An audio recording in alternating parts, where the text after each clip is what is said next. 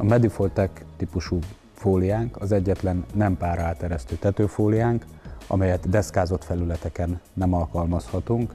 Üres padlástereknek a védelmére használható ez a típusú fóliánk a tetőfedésünk alatt.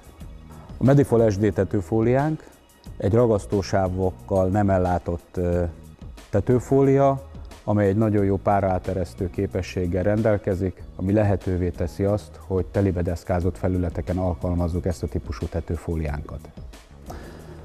A Medifol Windplus tetőfóliánk, ez már egy ragasztócsíkkal ellátott tetőfólia, amely lehetővé teszi azt, hogy hőszigetelő tetőtereknél a szigetelés fölött elhelyezve, összeragasztva a fóliákat egy teljesen szélzáró alátéthéjazatot tudjunk építeni a tetőnkön, megakadályozva ezzel, hogy a külső légmozgás átöblítse a hőszigetelésünket, és ezáltal rontsa a hőszigetelő képességét a tetőnknek.